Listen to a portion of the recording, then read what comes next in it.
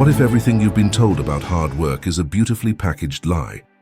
What if the promise of reward, the ladder you're told to climb, was never built for you to reach the top?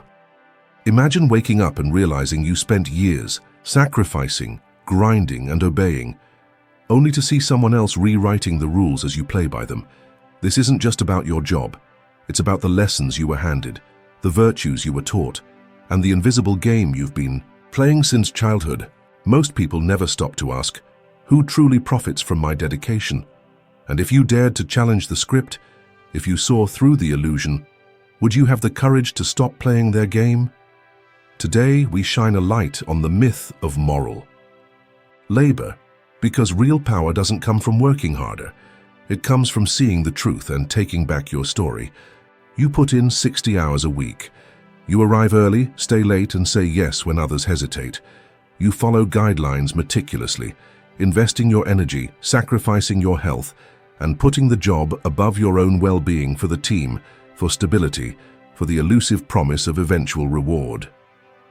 You're loyal, honest, dedicated, and committed to excellence, believing deeply that doing things the right way counts. Yet somehow you watch helplessly as someone else, someone who cuts corners, prioritizes networking over productivity, and leverages personal connections rather than genuine skills, moves ahead quicker, enjoying the life you thought your sacrifices had earned.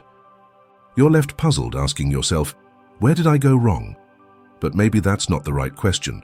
Perhaps the real question is, what deception have I unknowingly accepted? Since childhood, you've been taught that hard work inevitably leads to rewards, that sustained effort guarantees success. You've believed deeply in a fair system that eventually acknowledges persistence, integrity, and dedication. But what if that premise is fundamentally flawed? Or worse, what if it never existed at all? Nietzsche, the provocative German philosopher, known for exposing uncomfortable truths, argued explicitly that moralized labor, the type celebrated for its sacrifice, humility, and adherence, is not noble. Rather, it's a subtle form of mental imprisonment, carefully constructed not to uplift but to anchor you in place. It's an invisible cage designed to ensure compliance, perpetuating a narrative that serves those already in power. Here lies a harsh and unsettling reality. In a world driven largely by power dynamics, morality often serves as a convenient tool, wielded by those who have power to manage and control those who do not. You've been conditioned to view virtue as intrinsically rewarding, that quiet diligence and humble perseverance would ultimately ensure fairness. But fairness isn't intrinsic to life. Life is fundamentally competitive, political, and hierarchical.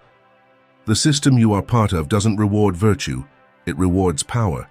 Specifically, it rewards the value you can command, not merely the value you diligently produce. Consider why a nurse tirelessly working 12-hour shifts, saving lives and comforting the sick, earns significantly less than someone making trivial online content filled with quick-fix financial tips. Reflect on why a hard-working construction worker often struggles financially, barely managing retirement, while those who manipulate market perceptions walk away enriched. The system is deliberately structured this way. Your struggles don't indicate personal failure. Rather, they reveal that the narrative you embraced was specifically designed to exploit your obedience, ensuring your compliance without questioning the structures benefiting from your relentless loyalty and consistent exhaustion. Nietzsche didn't demonize the concept of labor or endorse selfishness or idleness. His critique targeted the widespread belief that obedient labor, coupled with suffering without tangible reward, somehow epitomizes virtue. He labeled this belief slave morality, a perspective emerging not from a position of strength, but from fear, weakness, and a lack of control. If you find yourself stuck despite relentless effort, feeling exhausted despite constant sacrifices, you're not irrational. You're beginning to recognize reality clearly. Look closer at this glaring contradiction. If hard work truly ensured success, why would those working the hardest often struggle simply to meet basic needs? Why do hard-working individuals face chronic anxiety over bills, healthcare, and housing, while individuals flaunting shallow signs of wealth online frequently earn far more effortlessly. This isn't a mere oversight, it's a systemic feature. The system prioritizes different attributes altogether. Labor builds our societies, sustains our cities, and ensures their operation. Yet laborers rarely have significant influence or control over the world they help create. Those at the pinnacle, executives, investors, politicians, operate entirely differently. They inhabit a world governed by leverage, perception management, and control. Their success isn't rooted in physical labor, but rather in strategic positioning. Our society systematically rewards control over resources, networks, and narratives significantly more than tangible physical effort. We've culturally romanticized self-sacrifice and endurance, celebrating those who quietly persist without complaint, glorifying the working class as the moral backbone of society, while simultaneously ensuring they remain economically vulnerable. The working class is perpetually urged to remain grateful, obedient, and compliant, while the elite are trained to master influence, leverage, and strategic manipulation. The moral narratives we internalize aren't designed to empower, they're structured to pacify. Nietzsche clarified this distinction by categorizing morality into two distinct systems: master morality and slave morality. Master morality emerges from strength, ambition, creativity, and a desire to shape the world. It boldly declares its own values and asserts independence without awaiting permission or approval. Conversely, slave morality emerges from positions of weakness, redefining attributes of strength as arrogance and attributes of obedience and suffering as virtuous. Over time, these redefined virtues become sacred, immune from questioning, reinforcing the existing power structures. At the core of this enduring myth lies the belief that virtue mandates unquestioning sacrifice and silent endurance without reward. Nietzsche warned explicitly that small rewards, titles, recognition, incremental raises, are deliberately designed to pacify dissent rather than genuinely empower individuals.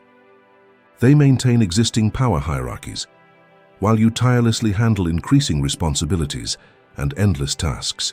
Others master the art of strategic leverage, alliance formation, and rules manipulation. The system thrives precisely because you believe deeply in fairness, patiently waiting and passively trusting the system to eventually notice your merit. This passive waiting for justice means you rarely challenge or rebel, ensuring your continuous compliance and hopeful patience. The elusive promise of eventual reward, someday, is continually dangled but seldom fulfilled. Yet the alternative isn't abandoning morality outright. Instead, the critical shift involves reframing your understanding of morality. Stop treating self-sacrifice as an effective strategy. Realize good intentions alone are insufficient in a world dominated by complex power dynamics. Understanding. Power isn't inherently corrupt. Rather, it's essential for conscious positioning. Recognizing the absence of guaranteed fairness doesn't mean losing integrity. It means empowering yourself to shape your own narrative actively. When you confront the realization that fairness isn't inherently assured, but a comforting narrative designed to suppress challenges, you begin crafting your own path, not through blind obedience, but through deliberate, intentional strength. This requires actively reshaping your role and strategically positioning yourself, not waiting passively for acknowledgement or external validation. Realizing you've been misled doesn't necessitate abandoning virtue. It calls for redefining strength from passive compliance to proactive autonomy. Nietzsche's vision of the Übermensch, the fully realized, empowered individual, isn't about ruthlessness, callousness, or moral abandonment. Instead, it's about transcending exploitative systems that rely on passive compliance, intentionally creating new values built upon clarity, self-awareness, and conscious empowerment. Rather than quietly waiting to be recognized or rewarded, the Übermensch actively creates meaning and impact, navigating the world authentically, intentionally, and powerfully on their own terms. Ultimately, this transformation isn't merely philosophical, but profoundly practical. It involves recognizing how you've been conditioned to perceive your value, your effort, and your role.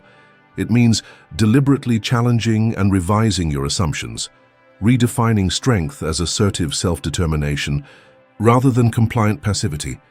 It's about understanding that strategic influence, clear intentions, and proactive positioning aren't ethically compromised. They're essential elements for personal empowerment in a world fundamentally structured around power. In essence, reclaiming your autonomy means transitioning from passive hopefulness to active agency.